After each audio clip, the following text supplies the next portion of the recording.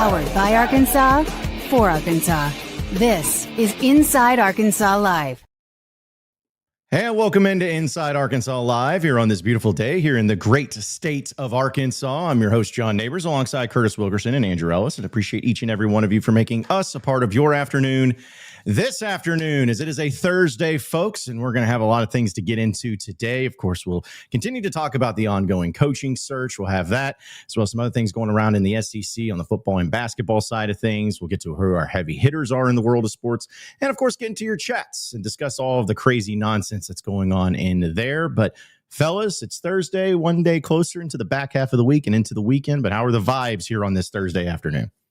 Hanging in there. Yeah, I'm doing pretty good. I would like to thank Buzz Williams for letting me out of my locker for a little bit. He allowed me to get some fresh air before the show and is going to allow me to stay on here so I can talk to you guys. I do have a hard out. Like I'm due back in at 1:30, but beyond that, I'm doing pretty well.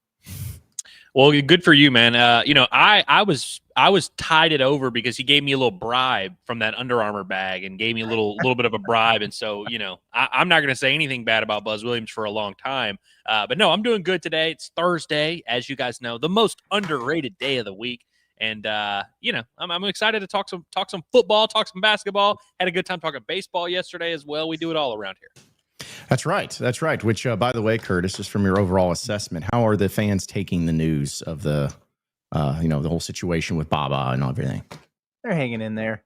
I mean, it is a frustrating deal because you had all the momentum for him, and you pretty much had him in the bag, and then they flipped him and kept him home there late.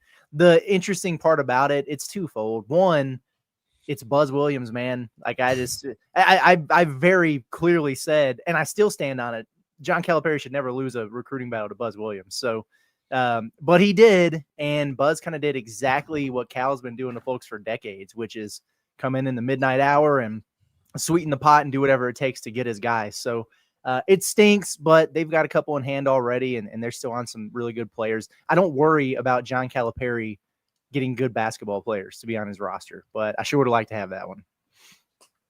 Yeah, I think that it's funny because if there's certain coaches out there that if you lose a player, and this could be in any sport, you lose a player or two, it's like, that sucks, but hey, what it is what it is. If you lose a player to Bill Self in Kansas, or John Shire, it's one thing. But it's like, I feel like as far as maybe the worst coach to lose a player that's actually like kind of like a decent coach, like Buzz Williams might be up there in all sports, like losing somebody to him, or even like losing maybe somebody to if you lose it to Virginia or something random like that. It's like, yeah, that's bad. But yeah, Buzz Williams is up there though on my list of that sucks type of thing to lose a good player to that you really wanted.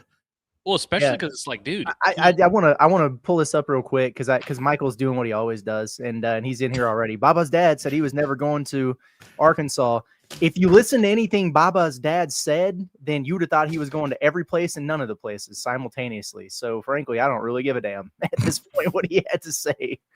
Well, like I know kids take visits to schools they don't necessarily plan on going to, but it's like he did come to Arkansas. I don't know why you would fly from the Northeast to Fayetteville and spend a weekend and go attend a game and do all these things if you had no intention of doing it. And again, I know people take visits, but I don't think Baba's visit was that.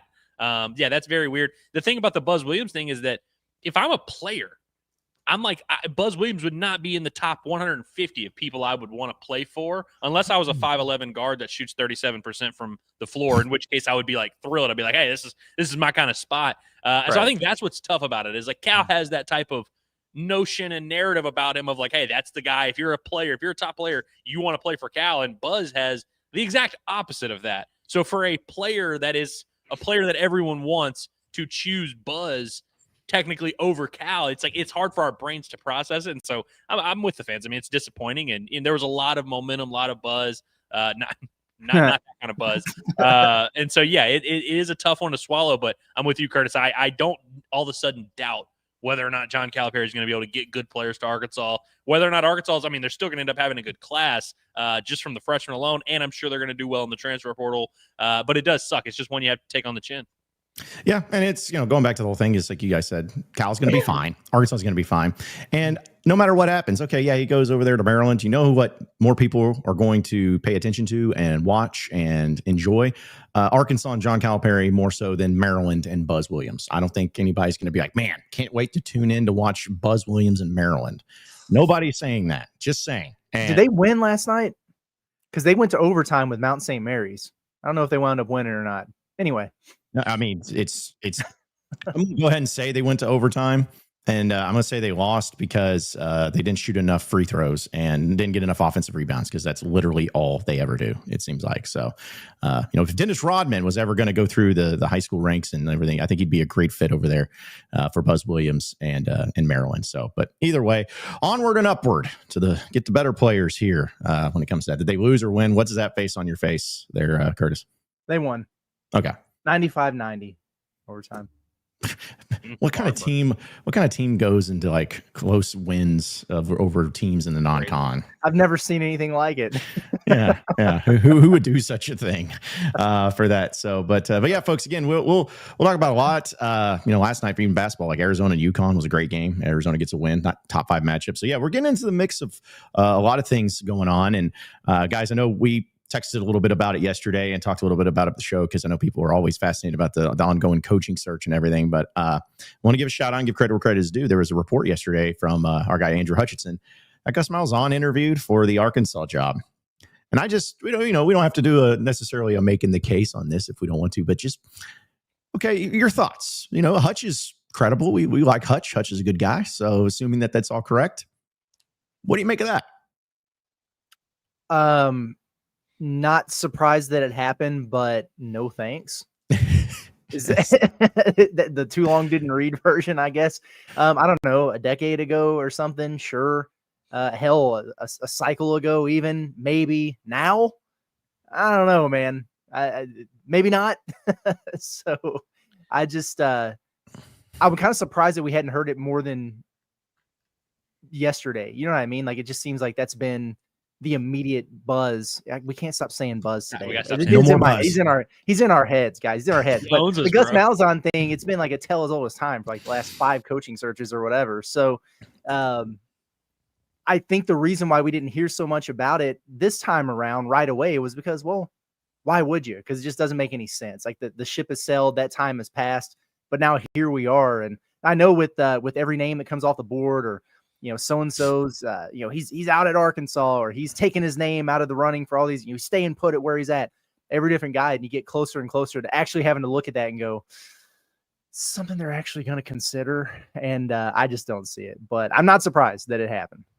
Yeah, I think I share the exact same sentiment as you, whereas like I kind of get it. Like, this is just a bit we do. This is just a thing that kind of has to happen, and it's almost a formality. It feels like, and I definitely don't put too much stock into it in terms of like, not everything has to mean something. Just because someone interviews does not mean that that's a top candidate and that's a guy, he's been offered the job, and hey, this is the level of guy Arkansas is going to get. It doesn't have to mean that. I mean, we reacted. It turned out to be completely BS, but like we reacted to when they quote unquote interviewed Kirby Moore, the Missouri offensive coordinator, and we said the same kind of things where we were like, this doesn't have to mean anything.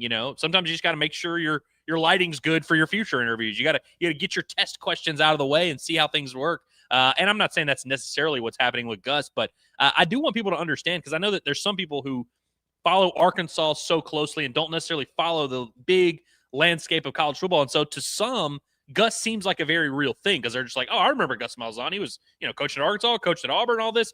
I want people to understand, if like any SEC team hired Gus Malzahn right now as their offensive coordinator, it would be met with a lot of scrutiny, both from their fan base, nationally. I mean, he literally might get fired from his offensive coordinator job at Florida State. There would be a lot of people that would push back on that if an SEC school hired Gus Malzahn as their offensive coordinator, not their head coach. So if Arkansas were to hire Gus Malzahn as their head coach, I do want people to understand that would be, maybe not Chad Morris level bad success, but that would be one of the most baffling and bizarre hires timing-wise in the history of college football, and it would be a big announcement to the world that Arkansas football ain't serious, and they are not a real program, and this is not something you should take seriously. So frankly, I'm not going to freak out right now, because I don't put a ton of stock into the necessary interview. But if Arkansas were to hire Gus Malzahn as the head coach, I do want people to understand what that would mean. That would be utter chaos and catastrophe for Arkansas. It really would. I mean, it really would. I'm hoping, and again, I'm Hutch. I assume he has his sources, and this is good reporting. Well, here's what I'm hoping that this all is just simply Gus just begging, banging the doors, man, I want the job. I'm serious this time. I really want it. I actually want the job this time. And they finally got tired of it, whether it's someone on the board or someone, a donor or whatever. They're like, hey guys, can we just interview him? Just interview him, see what he has to say. We'll do a Zoom call. We don't even have to go see him in person, or you don't have to turn your camera on. Just have the audio version of it and talk to him. And they're like, all right, we'll go and do it. And it was like a 15-minute interview where they just read his Wikipedia page, and then that was it. Like, that's what I'm hopeful for. And if that's the case, that's fine. Because we hear about so many people that get interviewed, and how many of them are serious, how many of them are smoke screens, how many are just formalities, whatever it is. That's what I'm hoping this is, because I agree with you, Andrew. It's like, if this actually was legitimate and true, it would just show how truly bad things are. And I was trying to think of like an example of maybe not even just in Arkansas, but just somewhere else where a school hired a coach that was past their prime, like where it had been a while, since they've had that success. And there was just almost like a nostalgia hire, which was, let's be honest, guys, nostalgia sucks. Hollywood has made nostalgia suck, because that's all they do in Hollywood now. And everyone's obsessed with it, where they make these new movies and sequels, and they're like, hey, remember that guy? Yeah, he's in it too. Isn't it great? It's like, yeah, but the story sucks. The movie sucks. But I watched it because of that. That to me would be what this kind of hire would be. A nostalgia bait thing where they'd be like, oh, Gus Malzahn, remember when he had the Springdale 5? That was cool. And then he comes in, and then it's like, yeah, but the story sucks. This team sucks. They're not any good. That's what it would be like to me. So I'm really hoping that it's not real as far as any sort of legitimacy to it, because that would be just a real bummer. That would be just a real clown show. It may already be, but that would be a major clown show ending result to this. So y'all remember when Hunter Yurachek and Cal had their famed meeting where, at some point during the meeting, Hunter Yurachek turned the gun on Cal and was like, hey, why don't you just take the job? Why don't you become the candidate? But that meeting started off as a just consultation of, hey, I want to throw some names at you, want to get your opinion, want to hear what you have to say about some of these other guys and kind of get your thoughts. And then it turned into a very serious head coaching interview.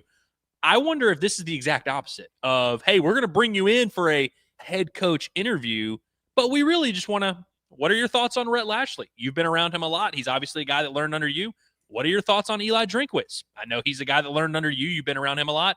What are your thoughts on Chip Lindsey? I know he's a guy that was, has worked for you as well. Probably not going to ask him about Mike Norvell, who is his current head coach, but that's another guy that worked under Gus. I wonder if that maybe is something that Arkansas explored, in which case I actually think that's a good idea to maybe get some ideas of, talk to some of these other guys who have worked with some of these other candidates and be like, hey, what do you think about these guys? What are some young up and coming play callers that you think are interesting? I actually could be intrigued by something like that, but make no mistake, if this was a legitimate, like, Arkansas is considering hiring him as the head coach, that's a huge red flag. Could you imagine if they did hire Gus Malzahn and Bobby Petrino? You know what I mean? Like, he's still sitting there. They announced it the day before the Missouri game, and Bobby's like, F me, right? Yeah. Which he should. If I were Bobby and they hired Gus, I would burn the whole place down. Yeah. It's so tough now. Okay, so I have this right that did he step aside at UCF to go be Norvell's OC? He didn't get fired, right? He just maybe not officially. I don't know what they officially went with, but I think it was probably a mutual parting of ways. If I had to, oh sure, yeah. I bet it was that, but yeah, I don't think he was formally fired or whatever. And they played up the whole bit of kind of like with Bobby, where it's like, oh, he just really wants to get back in the lab, and be able to run his offense and call plays again, not have to worry about all that other stuff.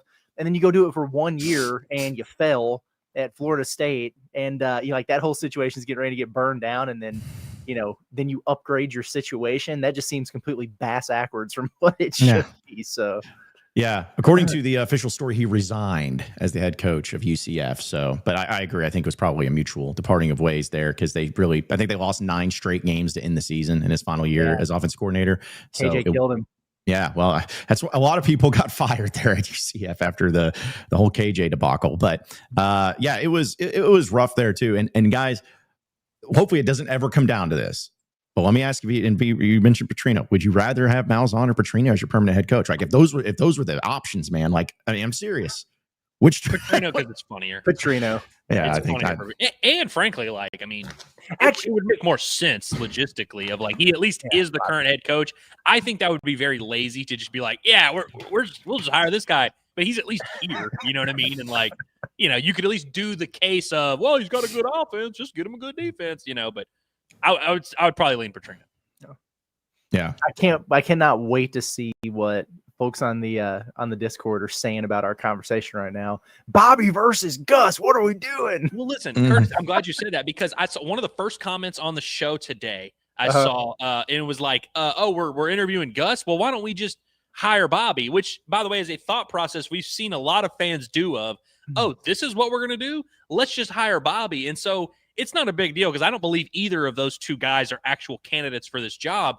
But I do think when you have stuff like this and you start hearing some of these names circling, it's causing more and more Hog fans to want to hire Bobby Petrino, which I think is a net negative, frankly. Like I think it's bad. But again, it goes back to my point of like we miss out on James Franklin. Okay, cool. And we can argue, did they whiff? Did they even go after him? Whatever. James Franklin's off the board. Why are we skipping all the way down? There's like hundreds of like what happened to Eric Morris? What happened to Alex Galesh? Which, by the way, leads me to my next point. If I were a guy who had hired my head coach and I had my handshake agreement and I knew we were good and I just needed to kind of buy some time and put some smoke screens out there, Gus Malzahn would be my first smoke screen. Like, I'll just say that. If I were Hunter Yurachek and I had my guy in hand, I would probably start putting out some BS about Bobby and Gus Malzahn, if I'm being honest with you. Yeah, it will drum up conversation. You're 100% right about the smoke screen angle of it. I say just hire them both. Co-head coaches, the two most brilliant offensive minds of yesterday. Yeah. Hey, listen, both have Heisman Trophy winning quarterbacks. You know, I mean, it all goes hand in hand. It could all work out. But I will say on a more serious note, you know what? I'll tell you what. We'll get to that because I feel like this is something that's I'm going to change my mind. I'm going to do it. But we'll tell you about OZK Insurance real quick, folks, because I got to gather some thought processes around here when it comes to OZK Insurance. Because listen, if you're dealing with insurance companies, you want to make sure you have the best coverage. Plain and simple. You don't want to deal with anybody else. You don't want to deal with any of the nonsense that goes along with it. You want to have it smooth, easy, convenient, everything for you. So have OZK Insurance help you out because they're 100% independent agency and they shop the entire marketplace to deliver the best combination of cost and coverage, saving you both time and money, which are both very important things that we all would like to do. And it doesn't matter if it's home, auto, boat, motorcycle, life, or commercial insurance. Their friendly team has access to a wide range of flexible options designed just for you. They serve Northwest and Central Arkansas, including Bentonville, Centerton, Fayetteville, Little Rock, Hot Springs, Springdale, and beyond. So let OZK Insurance be the trusted advisor you never knew you needed. They have over 600 five-star Google reviews. That's right, 600 5-star Google reviews. So start today with a free online quote at ozkinsurance.com, or you can call them at 479-715-4200. It's OZK Insurance, protection made simple. All right, guys, the thing I was wanting to bring up about coaches, and there's ones that people want and there's ones that people don't want. We all know about the different variations because it's just the way it is with coaching searches. I'm not going to mention a particular name, but you know what's the type of coach that I do not want at all? Is a coach that you hire, and myself and or y'all or all of us say, well, let's see what staff he assembles. That is not a conversation I want to have. Now, is a staff very important? Of course it is. Of course it is to have his great assistant coaches, recruiters, all that. I get it. But I feel like if you ever have to say, well, let's see what the staff that he brings together, that immediately shows that this is already off to a start of where there's not a whole lot of confidence and belief, because that's kind of how it was with Sam Pittman. You guys remember, it's like Sam Pittman never been a head coach before. It just felt like it was your 18th option. And you're like, well, let's see what staff he assembles, which, and to his credit, he assembled a pretty good staff. That's just the type of coach I do not want to have where, again, staff is important, but I don't want it to be my first thought of, oh, you hired so-and-so.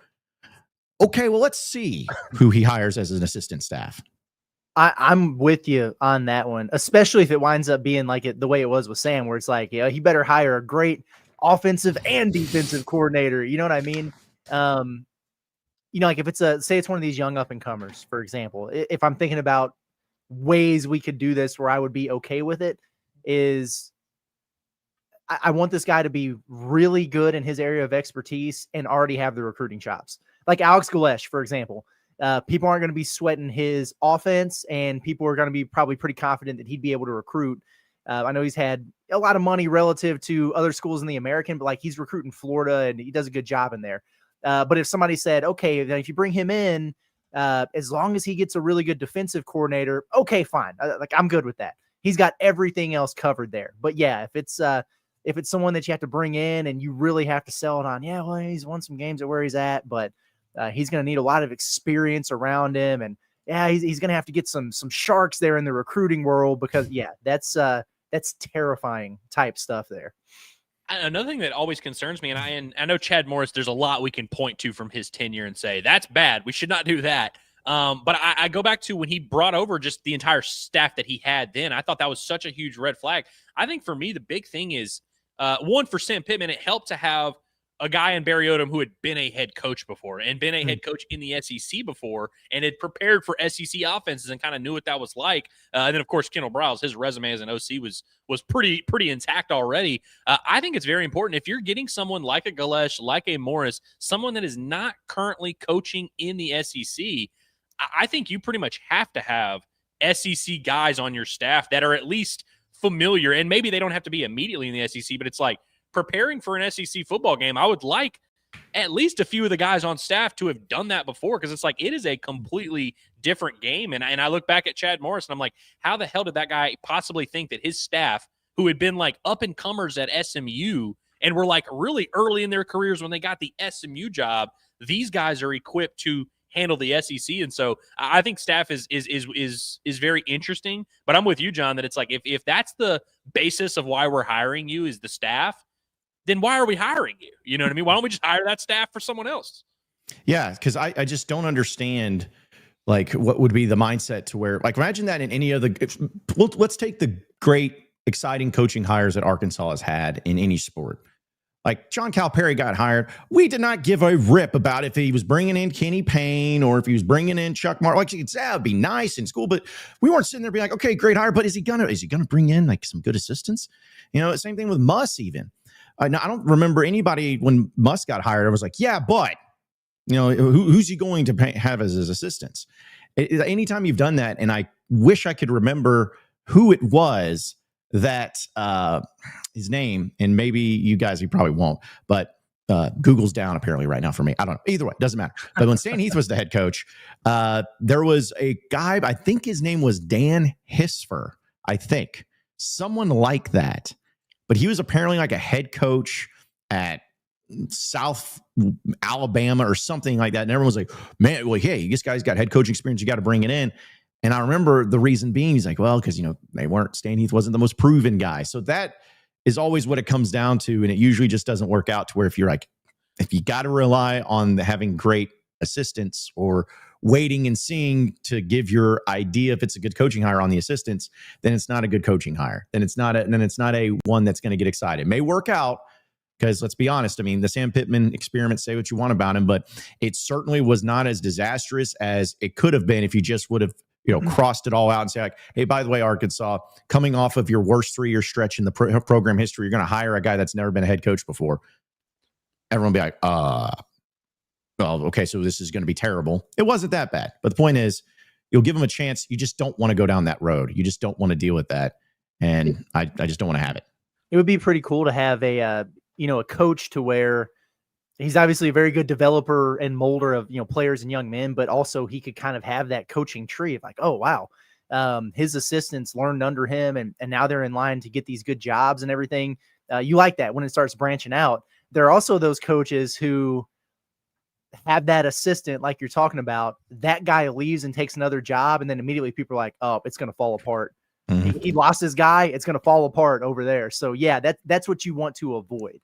Since we're talking about coaching trees and staff, this is a good time for me to bring up Mr. Eric Morris, because I'm fascinated by the Mike Leach coaching tree. And I know this is kind of a separate little thing here, but like I would be very interested to hear one from Eric Morris of like, what is it about Mike Leach? Because I've always been fascinated by this. Like, why are so many guys? Because Mike Leach was a very accomplished coach, so it's not a big, huge surprise that he would have. But like, he has a more extensive coaching tree than like some of the great, like Dabo Swinney does not have the coaching tree that Mike Leach has. Like some of the best coaches in the world, best play callers. Josh Heupel is on the Mike Leach coaching tree. Like, Leach's coaching tree is pretty insane. I would be kind of interested to know, because I think that's something that's very valuable. And I think that's a big part of why everywhere Mike Leach went, his programs had a certain level of consistency, sustainability. And so I'm with you of like, I don't want my coach to be super dependent on the staff for sure. And I don't want it to be one of those things where it's like, oh, if he doesn't have his DC, he's screwed. Which, by the way, John, to your point about Sam Pittman, kind of was what happened. Like, we went into it being like, oh, but if we get him a good OC and DC, it'll be fine. And that was true. But then when you didn't have that OC and DC, you were in trouble. And so I wonder what, some of these guys like a Galesh, like a Eric Morris, who are coming from some of these very interesting coaching trees, what they've learned from that and what they can take from that. And also, what other branches from that coaching tree can you pick from? Is there someone that you worked with at Tennessee that you could maybe bring over to be your analyst here or whatever? And I think that all that is very important. And that's why it's like, when you're trying to hire a coach, man, there's so many variables that can go against you. It's kind of just a complete crapshoot, man. Well, it really is. This isn't very relevant. Actually, it might be. We've heard so much about, how Hunter Yurchek, like what preferences he might have in the search and everything. Oh, is it a defensive-minded guy? Is it not? I think if we just kind of follow the tea leaves here, one of the qualifications for the new Arkansas head coach is that he is married to a woman from Arkansas. Mm-hmm. It's just, it looks like that's the way it's got to be here. So pick your poison. If you're really wanting to follow the trail, who has the man's heart? If it's a woman from Arkansas, then they're in the mix. Also, John, I hate to ruin your whole spiel, because it was a great point. But I got to be honest, one of the first questions I had when John Calipari got hired was, is he bringing that Welsh guy, that offensive guru that he had from Kentucky? But only because I was obsessed with that dude. I thought he was a stud. Yeah, no, and see, like, that to me is fine. It's like the icing on the cake, It's like, I hope he brings him because of how much you love him, not like he has to bring him or else I'm not going to feel good about it. Like, there's a pretty big difference there. But, speaking of, I wanted to bring this up because you brought up the point of Mike Leach and his coaching tree. I just wanted to look it up and see. Here are some assistant coaches under Mike Leach who became head coaches: Dave Aranda, Zach Arnett, Art Briles, Jeff Choate, Sonny Dykes, Dana Holgerson, Seth Luttrell, George McMacken, Ruffin McNeil, Lincoln Riley, Ken Wilson, Eric Morris. Like, that's a pretty good amount. Cliff Kingsbury, of course, was played. Josh Heupel, you mentioned him. Sonny Cumbie was another one. So like, there's been, I know after that, I should just canceled it all out. But still, to your point, like, there's a lot of great ones there. I wonder if that includes people who just played for him too. I'm sure. Because the coach at my high school, he played for him, and he always, obviously was very inspired by him. He's not on that list, but it's like, I bet there's 15 to 20 more of those guys who just like played for him for 1 year and then went on to be great coaches. Yeah, no, I think that did mention it as far as the ones that played for him. And by the way, the name that nobody cared about, Dan Hipsher was his name. The one that was assistant understand. He was a coach at Akron in Stetson. Hipsher. What was your guess? I said Hefsher or something like that. I don't even know what I said. Probably didn't even say a word. I got like the first name and like most of the letters of the last name right. So I think I deserve some credit, especially how bad I am. Coach pool from 25 years ago. I'll give you. Thank you. Hey, I was doing some stuff around the house this morning, and I listened to Pate, and then the next on the rotation that came up, it's the Locked On Razorbacks podcast with John Neighbors. So I was like, yeah, hell yeah, I'll give it a listen.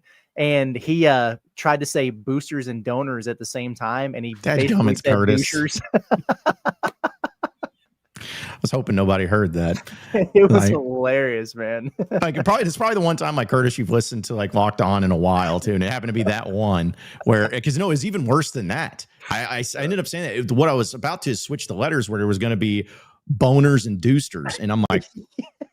It's like, that would have been an awful way to do that. I was like, let's not do that. It's like, let's not. It was a late. I was up late. It was a good time though. It was a good time. We'll continue on. We'll get to your chats, folks. Continue to talk about the coaching search here on Inside Arkansas Live. But want to remind everybody that the Eye Center of Northwest Arkansas is where you need to go when it comes to getting your vision fixed. You like to see, right? It would be nice to see. And if you need to see, you need to have your eyes checked. You need to have your eyes taken care of. And it can be just getting glasses. It could be getting contacts. It could be having surgery. Regardless of what it is, you need to be able to see. And the Eye Center of Northwest Arkansas is going to help you out with that each and every step of the way because they have award-winning eye doctors that are board certified and professionally active. They are able to perform cataract surgery before the end of 2025 to make your holiday season in clear view. And the refractive surgery for patients that are struggling with those readers or glasses, contact surgery, options for every single person out there. And you can have it all done before the end of the year. And if you just need to get your eyes checked to make sure that everything is okay, or if you're struggling a little bit and want to see what the best path that you need to take, they have availability for eye exams right now with their new provider, Dr. Rebecca Brown. Botox, filler, IPL, also available with their aesthetics provider, Olivia Risch. So be sure to get it done before the year comes to an end by scheduling an appointment with the Eye Center of Northwest Arkansas today at 479-442-2020. It's 479-442-2020. You can also check out their website at eyecenternwa.com for more info. It's the Eye Center of Northwest Arkansas. All right, guys. So we'll have also our Alumni Hall question of the day and dealing with some particular coaches that are getting thrown around because that's where I guess it was Trey Biddy. He's been out there putting some intel and things saying that it looks like they're zeroing in on their search and, maybe 3-4 candidates kind of there in the mix. And we've done making the case. We've done, hey, would you accept this guy? Would you want this guy? Would you be good with this guy?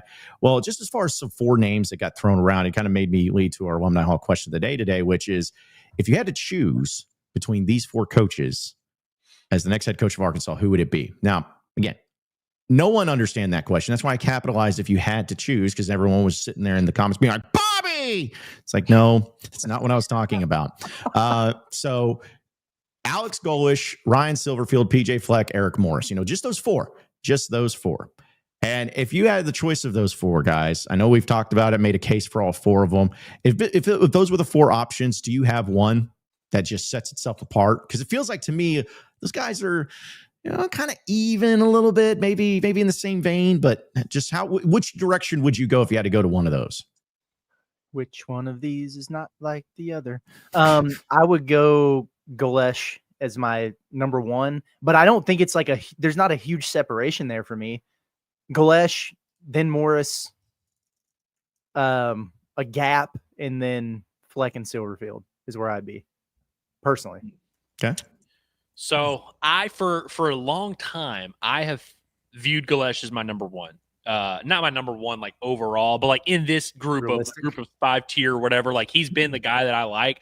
I would go Golesh, Morris 2, Silverfield 3, Fleck 4, for obvious reasons. I could be talked into Morris number 1 though, and as the days go by, I find myself falling more in love with Eric Morris as the days go by, despite the fact that nothing is happening to actually influence that. But I don't know. I don't have an extensive list of people that I talk to necessarily, but I haven't talked to one person who has said one bad word or who doesn't think that Eric Morris is like going to be a great head coach. And that's, that includes people that played at Texas Tech with him, people that have been around him. Everybody who's ever had a conversation with Eric Morris really likes him. And he does just seem to check all those boxes. Literally the only thing against him that I can't quite feel confident about him and Golesh is they just don't have a ton of experience. They don't have a super long resume. I haven't seen them take punches. I haven't seen them have to, recruit against Georgia. I haven't seen them have to recruit against Tennessee. And so it's like, you're taking a swing no matter what. But Golesh and Morris, I feel like, are separate from the field in the brain of Andrew Ellis. Have you guys seen the Eric Morris? I saw it yesterday. I don't know if it's an old clip or not, but talking about, his experiences with Mike Leach and everything and how he made him dress up like an elf at practice for 3 weeks. I didn't see this. I need somebody. There was some kind of play that they had some play on film, and he's not a very big dude, but he was beside another one, and somebody in the room on the team like yelled out and called him a midget. And Mike Leach right away was like, no. It can't be. It's only a mythical creature could make that play. And then so they started calling him an elf. And then he got to his locker the next day and he had like this whole elf outfit. And I guess Eric Morris was like, dude, I'm not wearing this. I'm not doing it. And he's like, yes, you are. You're not going to play. So for like 3 weeks, he had to wear this at practice or something. It was actually really funny. So back to the coaching tree thing. But I saw that yesterday. I meant to send it to you guys, but it was pretty good.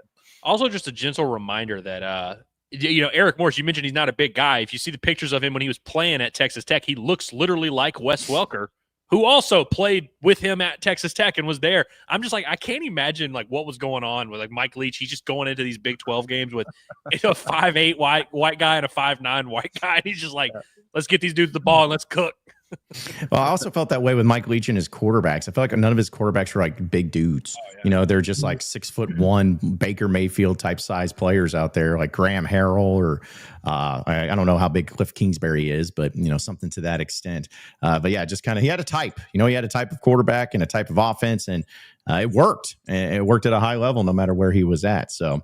But part of your Alumni Hall question of the day, which as a reminder, folks, we're going to be there live on Friday, literally tomorrow from 12 to 2, we will be there at 3417 North College Avenue, as we're going to help you out by giving you 20% off of everything that you buy in the store when you come in and say Hogs by 20. That's as simple as that. You just come in while we're there from 12 to 2 tomorrow, say Hogs by 20, and you'll get all the greatest Razorback apparel. And they have everything in as far as new Nike gear for basketball. So getting ready for basketball season, they have that. They have all of the cold wear out there, sweatshirts, hoodies, the high-end stuff, everything that you could possibly want when it comes to your apparel for the Razorbacks. And the best thing about it, folks, I need to mention this a little bit more, but they don't have just one Razorback logo. They got those vintage Razorback logoed outfits, like the hog running through the A or the hog leaning on the A or the slobber hog or whatever it is. They also have great apparel in that. So come by and see us tomorrow from 12 to 2. They'll also have some sales on some other things. Get gift cards, get the gifts for the family, get your Christmas shopping done early. It's the Alumni Hall, the ultimate Razorback shopping destination. Again, come hang out with us from 12 to 2 tomorrow, 3417 North College Avenue. You can also shop them online at InsideArkansas.com/Alumni Hall. And guys, we're asking about those 4 coaches. Who would you take over them all? And I tend to agree with the overwhelming favorite here. 55% of you say Alex Golish would be the one. But it gets fascinating because the next go into Eric Morris being 26.5% second. PJ Fleck being 13.5%, and then Ryan Silverfield being 5.5%. It just makes me laugh. I was disrespectful of Silverfield in my soliloquy where I didn't even say his name. I don't think that's still disrespectful though. Silverfield, he's just got no motion, man. Like, nobody is excited about that. It's crazy. Like right away, because we started hearing things about Eric Morris over the weekend, and so we started talking a lot more about him, in the Discord and like post game show and things like that. And right away, it was met with a no, Morris. I don't think so. Don't like the last name. Not doing it.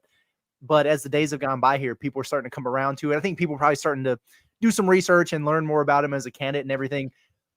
Fine. Like, I'm not surprised that that's been going up percentage wise. Silverfield, we've been talking about for like 2 months now, and it just has not gained any traction whatsoever. It's crazy.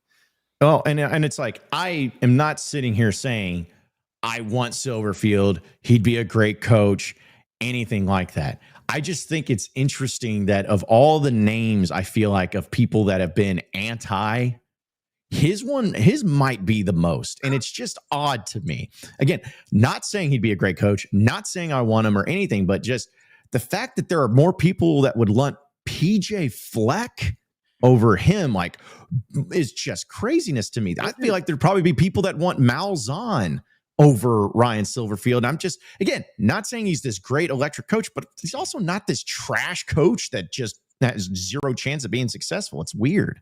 Well, dude, remember when someone came into the chat, and I believe it was a Memphis fan who was like, Silverfield is on the hot seat. Like, not only should y'all not hire him, we might fire him at Memphis, which we pushed back and we were like, dude, he's not on the hot seat.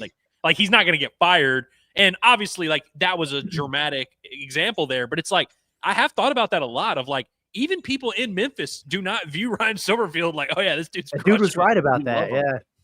It's just like anytime I've ever brought his name up, I just get a tweet of being like, hey, what, Silverfield or whatever. Oh, we might as well contract an STD and die. It's like, jeez, man, like, holy crap, like, relax. It's not that bad. And listen, I don't think we should like just take all these random fans at their word and these people say he sucks. Like I really don't view it that way, but I do think there is something to that and it's the exact opposite with guys like Galesh and Morris, where everybody who's ever been around them or ever watched one of their teams is like, oh yeah, actually, you know what? He is a stud. I do like that. With Silverfield, it's like the exact opposite, where people that really, really seem to know him don't like him. Yeah, it's everybody's got the ones that they want and the ones they don't want. It's just it's a fascinating thing to me to see the approach that some fans have towards some. But I think we all, again, I'm going to keep saying this every single day. We all agree. Let's just get this coach hired so we can move forward. Let's just get it done. Sure. I mean, we knew it was going to wear thin. But we're getting down here into the stretch of make or break time, and I'm just wanting to just get it on and get it over with. And if it's somebody we love, great. If it's somebody we're not sure of, great. That's fine too. Let's just talk about it. Let's just get into it and let's just make it happen. That's all I'm saying. Like, we just need to get to that point. Definitely. Let's go ahead and get to some of your chats here today, folks. Again, I got a lot of things we're going to try to cover and get into, but want to remind everybody that Hickey and Hole Law has you covered for everything when it comes to your legal needs. Doesn't matter if it's divorce cases, custody cases, criminal cases, civil litigation cases, personal injury cases, estate planning, whatever it is when it comes to getting that legal advice and guidance. They're the ones that have you covered, especially the divorce and custody cases. They know they're way too important to try and face alone. So don't let the professionals do it, because they have a foundation of strong attorney-client relationships. They build it on honesty and trust, and they pride themselves on building those relationships with their clients each and every step of the way. So don't face these things alone. They're extremely important. Do it the right way. Be protected, be defended, and get your legal advice with Hickey and Hole Law, who have offices across the entire state of Arkansas, Fayetteville, Fort Smith, Little Rock, and Mena. You can call them today at 479-434-2414. That's 479-434-2414.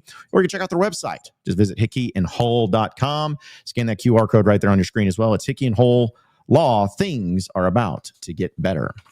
All right, we'll go ahead and get into your chats here today, folks. Again, we'll have some heavy hitters and some other things happening here as well. But as we all know the rules, super chats get read first. Appreciate everybody jumping in. Hickory Hog, appreciate it, says, never pay $3 million for someone willing to play for Buzz Williams. We made the mistake of taking one of his players before. I'm sure Jackson is having a nice season in Lithuania. Jeez. Dang, Hickory Man. Hog. Gosh. That's rough. I saw the beginning of that super chat earlier about, the bag for Baba and everything. I didn't see the end of that. That one got me there. Yeah, I've seen that number thrown around too for Baba, and you got to understand that most of the time those are inflated. When you start hearing like, okay, this is exactly how much the bag was or anything, we know that a lot of folks in the DMV were kind of coming together to keep him at home, and Under Armour was a part of that. So I'm sure he got a lot of money, but if that's even remotely close to being real, I don't blame Cal for not engaging in that, and because the entire time up to it, everything I gather was that Arkansas they felt like they were in a real good spot. They were happy with the NIL package, the total deal that they had out there for him.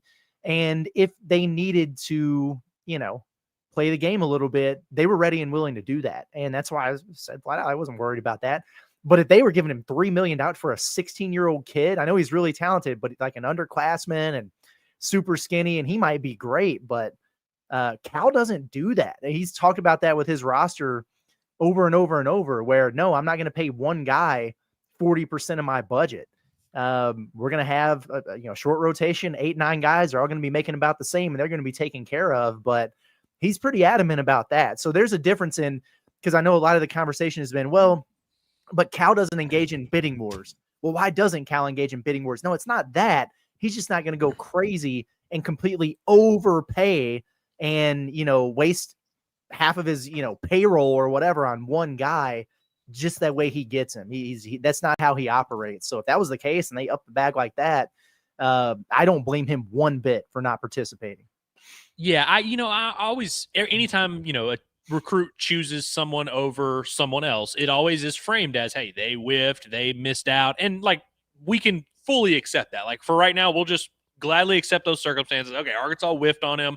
I do think it's entirely possible that Arkansas winds up building their roster, and we go this time next year, we're looking at a Razorback roster where, hey, they went all in on the portal. They have a really big time freshman coming in JJ Andrews, and they've got a few other pieces. Maybe you get some of these guys back and you have a really great roster. And we look at it and we say, oh man, it's actually good that they didn't spend $3 million on Baba, because that would have kind of hampered their flexibility a little bit. And so that's very possible. And I also just think I don't know. It also changes the context a little bit, because now we're going to go into portal season, and this is something we're going to have to remember, where if they do get into a situation, say there's a guy like a Yaxel who Arkansas gets into a quote unquote bidding war, we will remember this and say, well, you chose not to engage in the bidding war on Baba, and we respect that and we accept that, and we will even give you that pass.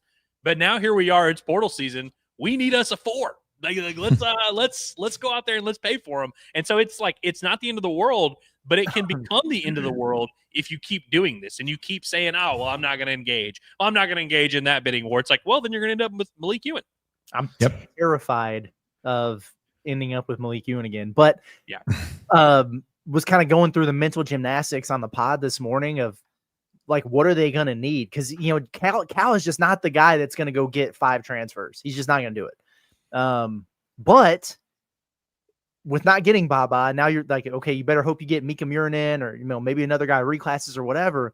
But if you look at it now, Trevin's out of here. You didn't have another 4. Nick Pringle's out of here.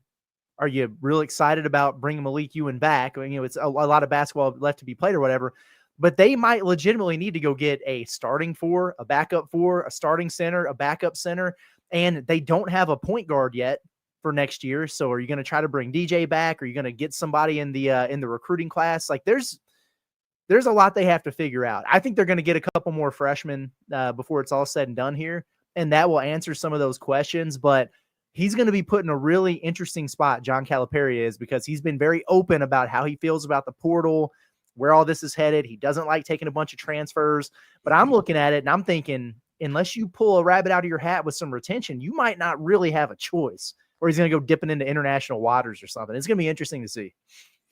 Also, some other super chats here from Filthy Tom. Appreciate it. Says, is there any chance that any coach can get the admin to adopt a cooperative relationship with the fan base rather than an adversarial one that we have now? Great question.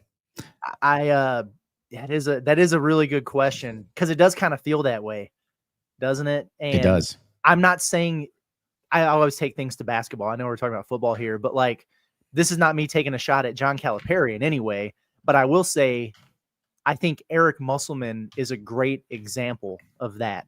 The cooperative relationship, like he connected, it clicked right away with the fans. And yeah, it went downhill his last year there. And part of that was because they sucked and all that, but there was a level of an engagement that made you feel as a fan like you were really part of it. And that goes a long way. And they haven't had that with the football program in a hot minute. So who that guy could be, of those that they're talking to right now, I don't know. Like maybe one of those young up and coming guys could do that and just endear himself to the fan base right away. I don't know. I can't think of a name right off the top of my head. Honestly, I can't. So I think you made a great point on the Must thing, because you're right. Like that was one of the best things that he did, and it was right away. I mean, before he'd even coached a game at Arkansas, he's dressed in full baseball gear in the hog pen doing his thing or whatever.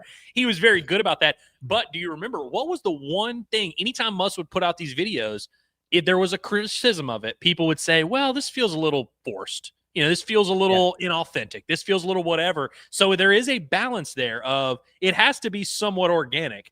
And by the way, the quickest way to organically create a cooperative relationship with the fan base, spoiler alert, it's win football games. And so no matter what, because by the way, someone who else I would say built that with the fans early on, don't stone me for saying this, Sam Pittman. Early in Sam Pittman's tenure, we were all very, I mean, dude, he had unanimous approval. Even after the 2020 season, Arkansas wins 3 games. They go 3-7 in that weird SEC only season. Even after that 2020 season, I don't think anybody in the state of Arkansas was like, "Oh, Pittman," you know, like we all were all on board. We were doing the yes, sir. We were doing the let's turn the jukebox on. It actually did have that, but that only lasts so long. And even after a 9-4 season, you followed up with 7-6. It kind of ran out right about then. And so, no matter what, you do have to have that good cooperation with the fan base. But if you don't keep winning, it ain't really going to matter. And ultimately, you would like for all these things to kind of feed in, and then you continue to win, and then everyone continues to be happy. But I do think that is going to be important, because what the next head coach is taking over is a completely broken fan base that needs to be rallied. And so it is very, very important for them to get a guy that, at least for a moment, can rally us together until they start losing football games. Well, see, and I feel very strongly about this too, because I agree with you guys. But to me, it's also about the simple things like, for instance, don't come in here as the head coach, and if you're asked in your press conference or whatever, you say, what drew you to Arkansas, or what was the first thing you thought about Arkansas when you got here, and say, well, when I got off the plane, all I saw was cows and chickens, and I had to talk to my wife and say, hey, let's just give it a chance. Maybe don't do something like that. As they say, embrace the hog. Maybe do that, because that's the quickest way to, you don't have to do the Eric Musselman over the top stuff. Yeah, you don't have to, be so forced in it. But the hog call. Yeah, yes. We all understand it's a little hokey, and we understand. Like, I think Razorback fans, they love it and they want it, and they know that, yeah, it's if you're outside, it's.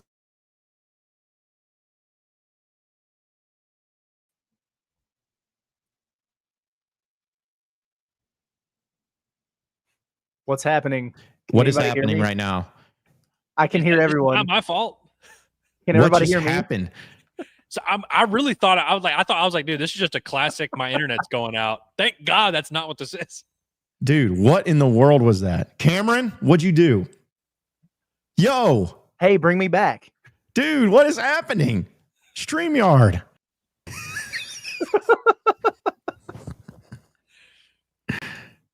I am not doing what is this. going? I just want the record to know that I am not doing this. I'm not touching anything, bro.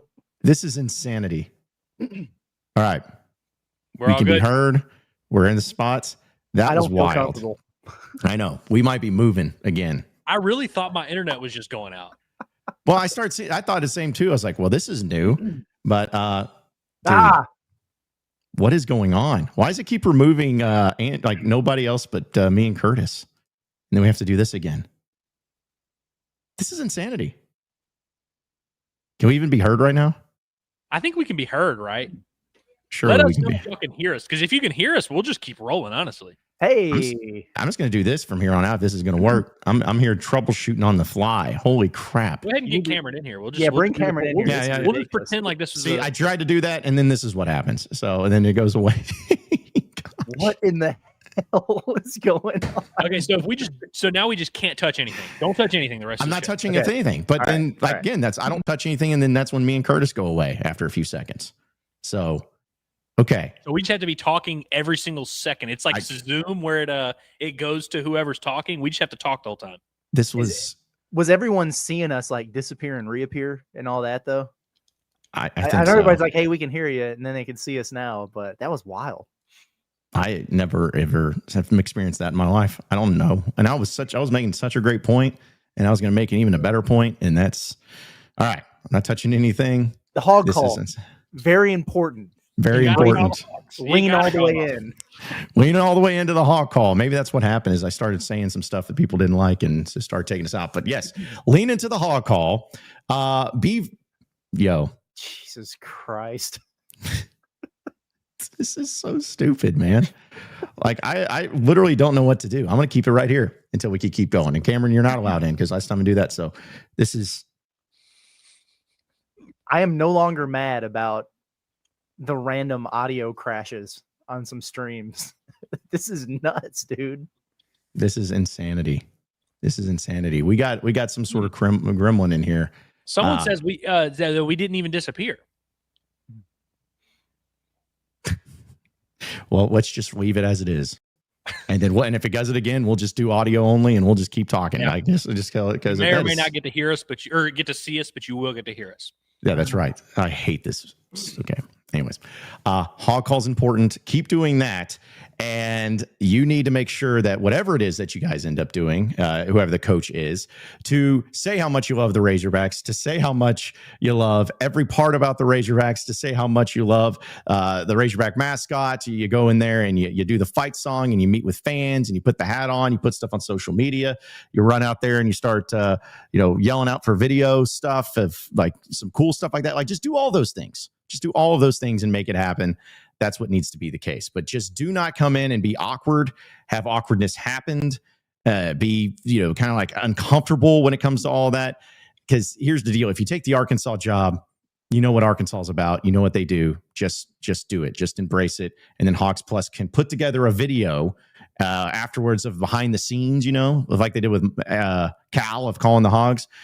Put out that where you're just smiling and excited the entire time. That's all that I want. Can y'all hear me? Yes. I can hear you. I can't see myself on my screen, but Michelle is showing me YouTube, and I guess I'm there. I pulled it up on YouTube, and I'm sitting here looking at all three of our faces. We are visible to the public eye, but we're not visible to our own eyes. Okay. I hate it here.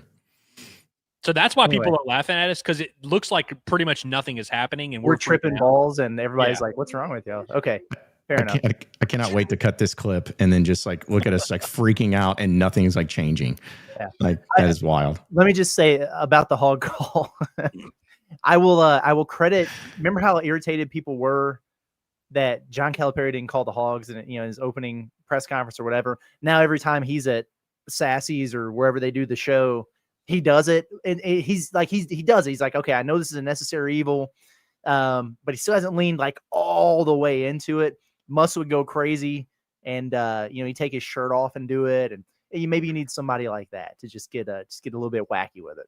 How many times have we actually seen Coach Cal call the Hogs? Because that was a huge controversy coming out of his opening press conference. Has he done it twice by this point? Yeah, he does it every time he's at Sassy. That's the only time I've seen him do it. Okay. When he's at Sassy, it's crazy, but yeah. I don't really understand why anybody would be anti-calling the hog. Like, just call the Hogs. Be normal about it. Be real about it. Be honest about it. So this has just been one of those shows that we're going to power through. But it is what it is. We'll make it work, and we're going to keep it going as we'll continue on with some of your chats, folks. But want to remind everybody that it is getting that time of year where it's colder. Maybe not to the freezing cold temperatures. Had a couple of days like that, but it is getting colder here in Arkansas. And if you need to make sure that you're warm this winter inside of your home, you need to have your heating checked. And that's why the Air of the Ozarks is going to help you out, because since 2018, the Air of the Ozarks Heating and Air Conditioning has been serving Northwest Arkansas with trusted HVAC repairs and installation services for all residential and commercial clients. They understand your HVAC system is a major investment. That's why they want to make sure you're getting the best possible service on it. And with the temperatures dropping, you need to make sure that your heating system is capable of keeping your family safe and comfortable throughout the cold season. So let Air of the Ozarks keep you warm. You can request a service today by calling 479-795-2018. That's 479-795-4018. The first 20 callers right now will get a free preventative maintenance or service call. It's as simple as that. Free preventative maintenance or service call. And every caller that's a new customer after the first 20 callers will receive half off preventative maintenance or service calls. So no matter what it is, you're getting a great deal with Air of the Ozarks. So check out their website at airoftheozarks.com. But get warm before the cold hits with Air of the Ozarks. Better air, better service, just better. Again, folks, we appreciate everybody tuning in for the wild nature of what this show has turned into. It sums up. It's just indicative of the whole coaching program and a coaching search right now. But we have other super chats to get to because it just threw everything off. But shout out to Joshua Byers. Are we competing with any other major programs for Morris? I think Oklahoma State would be the only one. Yeah. Maybe there's another one here, or maybe honestly, if Missouri and Ole Miss start opening up, that would make me nervous. But I haven't heard a ton of buzz about Morris to other programs. But frankly, I don't hear a ton of buzz about Morris anywhere. Like even the Arkansas stuff we've heard is like through, pretty quiet channels. Yeah, that's the case. Is like I haven't heard have national guys connected Eric Morris to Arkansas really. I don't think so. Which is one of those deals to where it's yes, they have. Oh, they have. Yes, good Lord, from the beginning. Yes. Okay. I guess I always thought it was just mainly like Biddy and everything. But honestly, guys, it's just hard to keep up with these days as far as who's where and who's getting mentioned. Hatch says Hog fans just want to feel wanted. That's all they want. Yeah. I mean, who doesn't want to feel wanted? But coaching search, hopefully whoever the coach is will want the job because they accepted the job and they wanted to make the job work. So let's just hope that that's the case. Those band geeks says, this is insanity. Says, appreciate for being a member for 3 months. He's like, stream broke while this was happening. Take the time to like and subscribe. That's a great thought. Yeah. Great thought. Perfect time to get bought in here.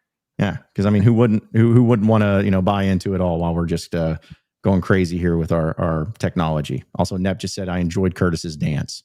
Good. You did have a good dance. You did have a good dance there. Let's see. Cody James says, we doing the NCAA thing tonight. Are we? Yes. Yeah, we are. Yeah, we are. Of course we are. We have to. You have to. We got 2 games left, guys. We can do this. Actually, just 1 because we're not going to be doing it next week because Thanksgiving. So we're sitting here on this stream like it's the cap dance at Bomb Walker, and we're talking about doing that EA Sports stream tonight. We'll see how it goes. We're going to make an attempt. Yeah, we'll hang out. We'll make it work, and who knows? Maybe we'll just be under a new streaming service tonight because that could absolutely be happening. Let's see. Heartbroken Hog also says, Curtis, how do you feel about us finishing the number one class? Worse than I did this time yesterday. And I did a little bit of math on it, and I talked about it some on the pod this morning, I think. But if they get one of Jordan Smith Jr. and Brandon McCoy, like if they get one of those 2 guys and Mika, they would probably have the number 1 class. It would be number 1 right now. It depends on who other teams get or whatever, but it's still possible, just not near as likely as it felt like. There's a really, really strong chance they would do it, and then they didn't get Baba. So there you go. Yeah. Also, Tucker Juris Doc says, Football Scoop apparently inferred that our NIL situation is still not going to be competitive. Not sure what to believe anymore. Coaching search and revenue in NIL. I mean, it's like I don't Football Scoop. It's just I think they put out a lot of different things on coaching search and whatnot. But I mean, if this came out that this report was true and Arkansas was not at the NIL situation is going to be competitive, would I be shocked? Nope, I would not be, because it just kind of seems like the par for the course right now. It would be more shocking if they all of a sudden had a good NIL situation, right? Like, wouldn't that be more of a notable update of like, holy cow? You're right. You're absolutely right. Yeah, that's what you need to report on if that was the case. So otherwise, it's just like status quo. Yeah. I like this from Hog Fan. He said the same bleep must have been happening with Taylor Green's VR helmet in the preseason is what he's talking about with that's hilarious. That's pretty rough. That's pretty rough, man. Come on now. Let's see. They got John, not me, saying this year does not count towards Bobby. It absolutely does. I'm sorry, but it does. What year? So like genuinely, I know the answer is probably going to be, his 2011 year at Arkansas, but like if we're not counting this year towards Bobby, which of the last 10 years of his coaching tenure do you want to pick from? Do you want to do his Louisville tenure? Is that where we should, draw the line? Should we do his Missouri State tenure? Should we do like something else? Like, what should we judge Bobby on? See, that's my thing is like, you gotta draw it somewhere where he's like, hey, he's been in these games. He should have won some of these games, but they didn't win these games. But you can't just be like, well, it's not Bobby's fault. It's like, well, they were in position to win games, all these games, and they haven't. So whether it's you want to agree with it or not, it doesn't matter. Like Arkansas should have beaten LSU. They didn't. They should have beaten Auburn. You didn't. You should have beaten Mississippi State. You didn't. It wasn't a recruiting problem or a talent problem. It was a collective effort of everything. But you can't just be like, well, Bobby's just completely and totally, he doesn't have to worry about being blamed for anything because he's just he's untouchable. I just don't get down with that. Also, I like this from Evan. He says, would you say Pittman has a coaching tree? Surprisingly enough, he kind of does. People may not want to admit it. I mean, Barry Odom, you got Dowell Loggins, right? Kendall Riles. That's Cody about Kennedy? it. Yes, you do. You do have Cody Kennedy. Kenny Guyton. Yes. Kenny Guyton. Forgot about that too. Justin Stepp. You got that situation. I don't know. I'm just trying to throw out anything and everything I got. This is the Arkansas coaching staff. Yeah, just listing out the one. So yeah, he's got a coaching tree because he had a coaching staff at least. That's for sure. Also, too, I'm dying laughing at this whole situation. Shout out to David Hay because he said, "Hey, thanks Andrew for your show yesterday." Yeah, That's great. Well, apparently today is also my show because I think I'm the only one on the screen right now. Yeah, I was gonna say thanks for your show today. Somebody a while ago was like, "And welcome to the Bombastic Yeah, Podcast." it was such a good bombastic that we're just gonna make this Inside Arkansas Live now. It's just gonna be me. You can maybe hear those other guys, but you're gonna see me. The face of the operation, Yes, the most important, the moneymaker of the operation there too. So, sheesh, what a great thing that is going on here today. But it was also great too, folks, is our heavy hitters. So let's go ahead and give into our heavy hitters because I know who's not going to be on it. StreamYard, you're not going to be one of my heavy hitters today. In fact, I may take something heavy and hit you in the face with it. HD Roofing Construction, though, is our official sponsor of our heavy hitters. We know storms can hit so unexpectedly. You never know what's going to happen, but you need that peace of mind. You need the peace of mind with the free inspection that can help you make sure that your roof is good to go. No matter storms that come in, it can be snowstorms, ice storms, winds that come in, rain, everything. Your roof is so important to make sure that it's at the strongest and there are no issues when it comes to your home or even comes to your business. Any walk of life, you need to have that strong roof. So have HD Roofing Construction take care of you. And you have 2 different offices that you can call. If you're in the Northwest Arkansas area, you can get that free inspection by calling 479-957-1928. That's 479-957-1928. Or in the Central Arkansas area, 501-428-0429. That's 501-428-0429. And you can also check out their website at hdarkansas.com. It's HD Roofing and Construction, our official sponsor here of our heavy hitters on Inside Arkansas Live. So, guys, we're looking at it from the perspective of HD, our heavy hitters, and there's a few of them that I wanted to throw in from yesterday. I love coaching press conferences, especially when it comes to the college basketball landscape, and I'm not taking shots at other coaches, but we're putting in a little bit. And I had the video, but I'm so scared to play it right now, so I'm just gonna tell you about it. But it was Tom Izzo is my heavy hitter because yesterday they beat Kentucky. They beat the crap out of Kentucky. Arkansas only lost by 3 in a true road game there in East Lansing to Michigan State and Tom Izzo. But Kentucky, man, they got smoked. They got just drubbed. And it was really cool to hear Tom Izzo, not taking shots, but talking about, hey, a lot of programs, they base their success on the transfer portal. And they put so much emphasis on the transfer portal. Yet, I've always believed here is like I give my guys patience and chances, and I want to build them up and do all that. And I'd say, we have pretty good success, especially when you're hearing about all these numbers and budgets that are getting thrown around. I was like, all right, Tom Izzo, I usually don't like you, but I love you for that one. Because in a way, he is kind of right. There's so much obsession. And I get it because it is important. NIL budgets are important. Paying players, whatever, that is important. But when you start using that as your number one flex and your number one focus, and you kind of forget about the other things like winning games, because that's what Tom Izzo says. It's like it's all about you can't be your focus is, just get the portal rankings and players. Like, no, you got to win games. I want to give him credit for that because in this whole process, we get lost in the minutia of that, and he's 100% right and taking his shots in because he beat Arkansas and Cal. There's no doubt, but again, only by 3, true road game. But smoking Kentucky and doing it with the $22.5 million roster, which for all I know, guys, he broke Mark Pope in Kentucky. The way things are acting, I'm like y'all may be broken, but either way, he's my heavy hitter today. Tom Izzo, give a shout out to him. Yeah, dude, Kentucky is they're really, really going through it over there. You hate to see it. I'm glad Tom Izzo said that. That's one thing he's gotten right with a microphone in his face here recently. He doubled down on the shots that he was taking at Arkansas pregame, where he was saying that Kentucky was more athletic and more talented and everything. Even after kicking their ass, which he didn't do to Arkansas, he still had stuff to say to Matt Norlander about that afterwards. He's like, I was watching tape before the Arkansas game, and I was like, man, we got the Lakers coming in here. But then I watched the Kentucky film, and I was like, oh, we really got the Showtime Lakers coming here. What are you watching? Oh, like retire. What are we doing right here? This is it's absurd. But yeah, I agree with everything that he said from what John is particularly talking about there. It's funny. I thought that you were going to take mine because I'm in the basketball press conference realm too. I am also not playing either one of the videos that I have. But I want to throw them out here real quick. One, did you guys see Dan Hurley? It's usually like his sideline antics or whatever, but he was pissed after the game. They lost to Arizona. They had a couple guys out. He ripped the box score in half, dropped an F-bomb, threw his athletic trainers under the bus for, a couple of his players having ankle sprains. Like, it was just a classic Dan Hurley rant there.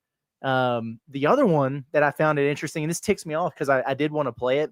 It was Stephen Pearl. I don't know if Quinn's in here today, but they played Jackson State, who Arkansas plays on Friday, beat the ever-loving hell out of them, which Arkansas will not do on Friday. But he got in there in the press conference afterward, and he was like, yeah, only rebounding those guys by 2 is pathetic.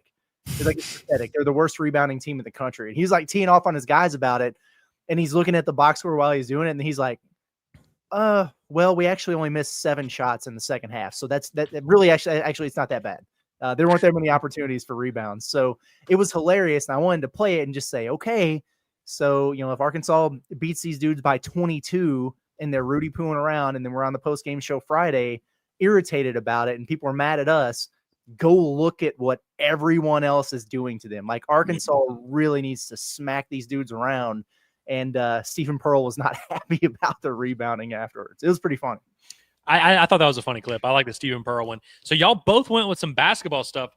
Yeah. I'm not going to go with basketball. I am going to go with the football, but it does affect the basketball conversations we've had about how do we fix this atmosphere? How do we do whatever? How do we get people excited to come to our events? Well, we might need to take some notes from the Rice Owls, who this weekend, speaking of Eric Morris, they are hosting 9-1 North Texas in Houston. So it's, in-state rivalry, conference game, big deal. Rice is offering free beer, not only free beer to all of its students. If you have a Rice ID, you can get free beer. You have to obviously be 21, free Ben & Jerry's ice cream, free t-shirt if you're in the first 500, and a $15 food truck voucher usable for curbside eats and True Dog. I'm assuming those are the brands of their food trucks or whatever. So they're just giving the students everything. Rice is basically not, this weekend, I don't know how much money Rice is going to make from their football game or their student section or whatever. They are going all in and saying, I don't care about that. Let's just get a crazy atmosphere. We have a night game, which Arkansas is never going to have. We have a night game against a 9-1 team in our state. We suck. They don't. Let's see if we can beat them. Let's see if we can get this thing going. I'm interested to see what that looks like for Rice. I have a buddy who works there, and, I'll be keeping my eye on that. You're telling me that they're trying to do things to make their atmosphere and their attendance better at their own home venue? Is that what you're implying? Ooh, John, not only this, there are 11 different residential colleges at Rice. The one with the highest attendance receives free Turtle Box speaker and $500 of an HEB gift card. So there's a competition to see which section of the student body will show up more. That's pretty cool. I like that. I like that a lot. I wish they should do something like that at Arkansas. Do we feel like, would there be too much pearl clutching if they did that here? Like, do you think people would be too up in arms about it? Dollar beer. Well, it's just degenerates. I don't know. That would be stupid in my opinion. But I do think, hell, Cal went and visited all the frats and they can't even show up for them. I do something like that. Hey, whichever fraternity has the highest attendance at each basketball game, hey, you get a t-shirt or you get whatever. Either the basketball team will come play with you or whatever. Do whatever. Well, my thing is like, if they would be up in arms, I'd be like, shut up, because you can't sit there and be like, well, as long as the beers are $12, I'm fine with them drinking as much as they want, as long as they're paying extra for it. But when they become $1, that's just unacceptable. Like, what? That doesn't make any sense. Like, no, do things like this. For crying out loud. Like, that's why every time I see something like this, I think Dakota tagged me in it this morning. I just want to quote to you, just be like, what a novel idea, because it's just little things like that can go a long way. I think I was talking to Quinn yesterday, because he's the one that I forgot which school he was talking about with $2 beers. Maybe he just said that that's what Arkansas should do. I was like, could you imagine how like many more people, even if it's just 100 more people, but just 100 more people would be like, I wasn't going to go to the basketball game tonight, but $2 beers, like, you can't pass that up. Can't even get that at the local pub over here. It's like, you got to get that. So then just try things, see what happens. What's is anybody going to say like, wait a minute, free beer? I was going to go to the game, but now I'm not. No, it's like, it's only going to add people to the game. That's all. Otherwise they're just going to be smuggling in bourbon in a tied off condom or something. So it's just, it's weird. Like, let them drink their $2, Michelob Ultras or whatever. Yes. Well, Providence always does it, because Providence is always, they've been of that mindset of like, I don't know what the finances are of what we're doing, but like, we want these students, we want this energy in here to be at a different level. That's the whole premise of what they do. Yeah. And, so we can sit here and keep saying, oh, we want to have a great atmosphere. If you really want to have a great atmosphere, then sacrifice, lose some money. Well, and also too, guys, who's the official, I guess, beer of the University of Arkansas in the athletic department? Like, what is the beer that they serve? It's Budweiser. It's Budweiser. Like they Bud Light. What's your arena called? Bud Walton. Couldn't you do some sort of marketing with that? Hey, free Bud at the Bud. I don't know, because then people would be like, well, weed, because they call weed Bud, so people would be dumb. But it's do fun marketing things. You're welcome, marketing team. Yeah, free Bud at the Bud. Boom, there it is, or $2 Bud at the Bud, whatever it is. Make it happen. Let's do it. I guess. What is the? I need to look at the schedule for Arkansas. I know they got Jackson State, and then that's when a lot of the big games come in. But when's the next? Besides Jackson State, when's the next like midweek non-con whatever game? December 3rd against Louisville would be the next after Jackson State. That's the next game in Bud Walton, right? Right. Yeah, but it's not like a mega game. Here's what sucks about it is it's not till December 16th against Queens, and that students are already going to be gone. Okay, well then how about this? Do it for, I don't know, the other fans. Huh? They're the ones that paid the season ticket prices and are paid the most money. Students just paid $85 for their pass. Maybe that's always fans. You see 53-year-old men in the student section. Anytime it's the December non-conference game, that's when you see 50-year-old divorced dads in the student section. It's always fun. That's rough. Well, okay, this gives you time to plan. December 16th, Tuesday against Queens. Do some sort of big deal there too, because then you have I forgot about this game. The one before SEC play is a Monday night game against James Madison on December 29th. That's the other. Is going to be there? Ooh, maybe to support his former school. Yeah, who's the coach there now that everyone's talking about? Is that Huff or Chesney? Oh, Chesney. Yeah. So make that happen if that's the case. So either way. All right. So those are our heavy hitters today on the show, and we'll get to some of your chats. But want to remind everybody that we are still taking entries for our Walter Christmas Lighting of Arkansas giveaway here on Inside Arkansas. And the drawing is tomorrow. We're going to be live at Alumni Hall tomorrow. But if you want to be in the running for a chance to have your home in the Northwest Arkansas or River Valley area lit up this Christmas, you better put in your entry. There's not a certain amount of entries. You can just go in there and make it happen, giving all your information by go to InsideArkansas.com, clicking on the tab, or you can scan that QR code right there on your screen. It'll take you right there to the giveaway as well, because we're excited to have partnered with Walter Christmas Lighting. They did a great job with Halloween lighting, and of course, Christmas is what is known for the lighting up of your home, and they do a great job there as well. But say if you put your name in the running and it's unfortunately not you that ends up winning, well, that's okay, because you can still get the great Christmas lighting professionally done by Walter Christmas Lighting by texting our guy Brett for a free estimate at 479-459-1380. That's 479-459-1380. Again, scan that QR code right there on your screen to enter into for a chance to win the Christmas light giveaway, and also go to InsideArkansas.com. All right, so we'll get to some more of your chats, folks. Appreciate everybody tuning in on this wild show that we have had here at Inside Arkansas Live. Let's see, we got okay, we already answered that one. John Sullivan says, saying Gus makes Morris sound not so bad to the masses. It's the chats, man.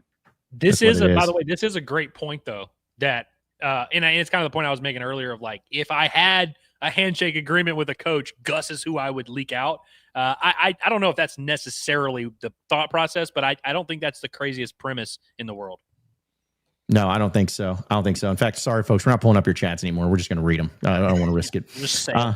We'll just say them. Also, Filthy Tom says, I have no idea how we could possibly compete with Alabama or Illinois. Bama, this is basketball. Bama may make 25 threes, and the Avicich Bros may eat our front court. Two teams perfectly designed for our weaknesses. Yeah, I mean, both those teams are really good. They look good last night. Illinois is a wagon. I don't know that I would co-sign on Zavonimir eating Arkansas's front court, but with him and his brother and just that team in general, I would not want to see Illinois right now for sure. Bama looks really good. I think that people are down on the Razorbacks right now. I get it. Like, they have not looked good since that Michigan State game, and they're kind of been trending in the wrong direction here. I still stick to a lot of this is very, very fixable. There's a lot of teams out there that are struggling right now, going through some growing pains. Happens with Arkansas every year. Happens with Calipari teams every year. I'm not saying you're giving up on the team, Filthy Tom, but a lot of people are like, oh, there's not, they missed on these guys, that guy, this is a mess. They're going to be just fine. If they go play Duke next week and they get blown out and embarrassed on national television after playing poorly these last couple of games, that's when I think I'll start to really worry about what this could look like big picture. I think they're going to level up, and we're going to be reminded really quickly, oh, yeah, these dudes are really, really talented, and they could be really good. Curtis, I have a stupid question to ask you. There's no such thing. If you were to like power rank all of the things like, early in the season, if you're a basketball coach and your team is struggling in certain facets, if you were to power rank them all of like things you would least want your team to be struggling with, I'm not saying I want my team to give up a ton of threes, but I do think it's like maybe the most fixable issue, like one of the more fixable issues. And by the way, I think this goes other ways because I remember in Muss's first year, they kept flexing. They were like, we've got the best 3-point defense in the country. Yeah. And then you started playing teams in SEC play that can make threes, and all of a sudden you now are 35th or whatever. And I thought it was stupid that they kept talking about it. I'm like, Rice going 3 for 50 against you doesn't. I mean, Arkansas had a game this year where someone went 4 for 41 or whatever. 41. It's like in non-conference, these things happen. So again, I'm not saying I'm happy that Arkansas is giving up threes, and I'm not saying that they're guaranteed to fix that issue, but that does seem like a pretty fixable issue, right? I feel like they're going to get a lot better there. It seems like I think that the 3-point defense is a symptom of the other problems that they have, which is like they're struggling right now with their communication, their rotations on pick and roll defense, and so that's leading to a lot of open looks. Or in the game the other day, I feel like they didn't do a good job of keeping their man in front. And so a guard gets a paint touch and the defense collapses, they kick out, and it's like rhythm threes. You clean those things up, and I think that they're going to be fine there. I just have a feeling that Arkansas is not going to allow 13 threes made per game throughout the course of the year. I certainly hope not, but I'm with you. I think that's like a common across the country, like, oh, early season struggles defensively. It's usually, oh, they're not defending the three, and then they figure it out. Also, Moses. I'm so sorry. Kingsley. I thought Moses Kingsley. That is crazy. Wow. I thought Moses. Well, here's why. Because Kingsley, but then it's like King the Dreamer. And I remember that, you know what? It's not even worth explaining, so I'm going to be done with it. It says, hey, Andrew, is Thursday the power forward of the week? Also, if you had to assign hoop positions to other days, what would they be? So I think Thursday, I don't think it's the power forward. I actually think Thursday is like the shooter, because it's just simple. It's just simple. They have a job, they do it, and they set you up for everything. Everything else you do is kind of set up around the threat of the 3-point shot. I think the power forward and center are middle of the week, Tuesday, Wednesday, do the tough, dirty work, get you through the week. Friday is your leading scorer. Friday is your kind of go-to ball handler. And then Saturday is just your wild card, small forward who's, LeBron. Hope that made sense. Made sense to me. Let's see. Also, Cats by 21 says, I'm just here so I won't get fined. Oof. I guess We're glad you're here. We're glad you're here. Glad you're sticking with it. I am thankful that you chose to tune into this instead of listening to Mark Pope's press conference that he had at noon. I'm sure that was depressing as everything else that he does is. Man, it is bad over there, man. Doom and gloom that's happening over there. I'm even seeing Jack Pilgrim teeing off on him now, and I'm like, oh god, that must really be bad. Yeah. Oh man, dude. It is kind of funny that like no matter how down we are on the Hogs and how annoyed we are with how they're playing, I think we would all sign up for a Kentucky game like right now. Yes. Like if they were like, hey, Friday, they're not playing Jackson State, they're playing Kentucky, we'd get a little nervous, but we'd be like, all right, you know what? That's the one team I think we'd feel good about. Yeah. Oh, which, by the way, guys, according to Bet SARACEN, Arkansas is 23.5-point favorites over Jackson State. I'm taking Jackson State. I'm done taking Arkansas to beat, which is going to be, of course, the time that Arkansas beats the crap out of a team, but I don't care. I'm going with reverse psychology. I'm taking the Jackson State Tigers at plus 23.5. I feel you. Saracen. I feel you. I'm going to read these Jackson State scores real quick. There's only 4 of them this year. They played Illinois in their opener.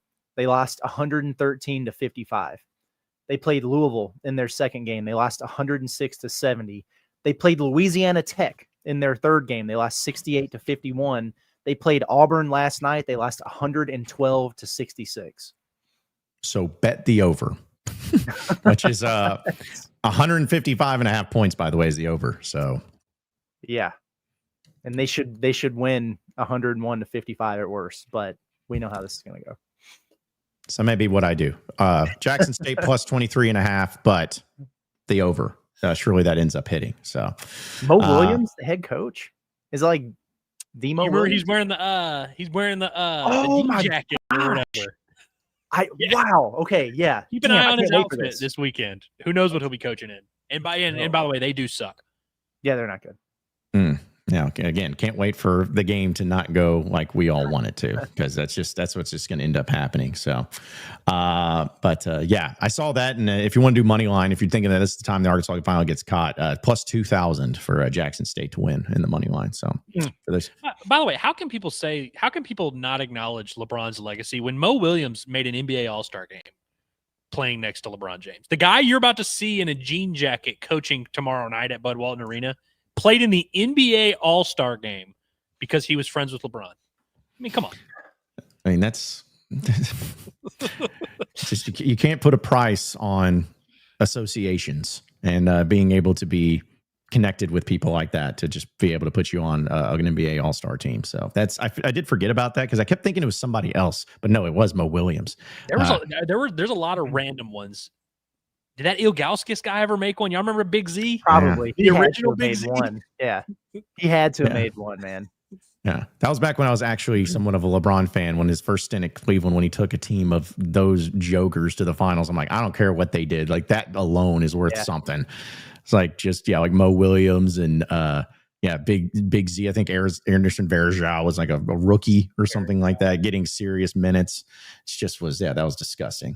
Hey, can you just humor us at this point, John? Just pull a chat up and let's confirm our theory of that it's the chats. Yeah. Okay. It's the chats. All right. Fair enough. We played with fire directly. You know, that was like, hey, let's touch this stove. Let's see if this stove is hot. Oh man, that's awesome. Hunter ratio. Semedo won't be ready next year? ? I think so. We were talking about how much work they got to do in the front court. He might be like, he's super athletic and he's got some things that 7-footers typically can't do. He's got to get very much caught up. He's got to get stronger. I'm all for having Paolo back next year. I think there's a lot of upside there. I truly do. But do you really want to rely on that? You know what I'm saying? Like, do you want to not bring in a backup 4 because you're just assuming Paolo, who will have not played a minute for you this season, is going to be ready to like legitimately contribute in your rotation? My thought is, he needs to be in the exact same spot that he is this year, only you're willing to use him. You know, like you've got your 2 4s, your 2 5s, and then here's Paolo. And he's like in an Isaiah Sealy type of role where we get him in there where we can.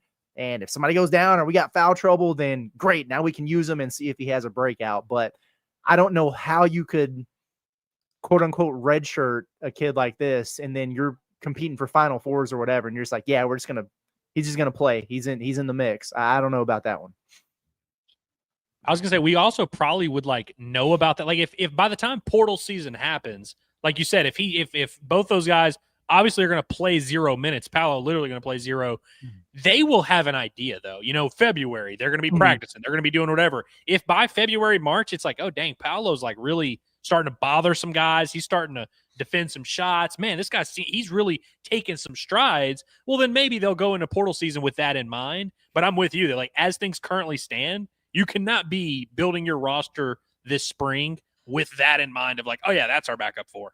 That's our backup 5, you know? With John Calipari doing what he does, which is not recruiting a whole bunch of depth. Like he'll get just enough to where if nobody gets hurt or you don't have somebody who's a bust, then you're fine. But if one of those things does happen, you're kind of screwed. If you're going to have that roster building philosophy Paolo can't be somebody who's counted in that mix of 8 or 9 guys, in my opinion. Well, guys, any final thoughts before we get off of what was one of the most unique and interesting shows we've probably done in quite some time? I'm really looking forward to talking to you guys when we get off the air here. And I'm also really looking forward to trying this again tonight and seeing what happens when we add a video game component to what we're doing here. It should be fun. Yeah, I'm looking forward to that as well. Hopefully everything works and we're able to have a good time tonight. Hope everyone will join us. Appreciate everybody who powered through, who was like, you know what, this is a disaster here. They're going through some issues, but I still like these guys. I'm going to stick around. For that, we thank you, and we hope you have a great day. Yes. Thank you for sticking it out with us because, there's a lot of changes that will be happening with coaching changes and whatnot. And it also may be software changes that will be happening here at Inside Arkansas and Inside Arkansas Live. So we'll keep you updated on all of it, though. But either way, we do appreciate all of you sticking with us. Appreciate all your comments, all your super chats, everything that you guys do with supporting us. Be sure to like and subscribe to all of our videos that we have here, as well as subscribing to Inside Arkansas on YouTube. You can check out all of our audio podcasts wherever they're found. Inside Arkansas Live, Pod at the Palace, Bombastic Podcast, Inside Arkansas Recruiting Podcast, all of those things, as well as on social media at Inside Arkansas and our website at InsideArkansas.com. That'll do it for us today. For Andrew Ellis, Curtis Wilkerson, and intern Cameron, I am John Neighbors. Same sports show, same sports channel tomorrow afternoon at Alumni Hall. Have a great rest of your day, everybody. We'll see you tonight for our EA Sports College Football 2026 Alliance.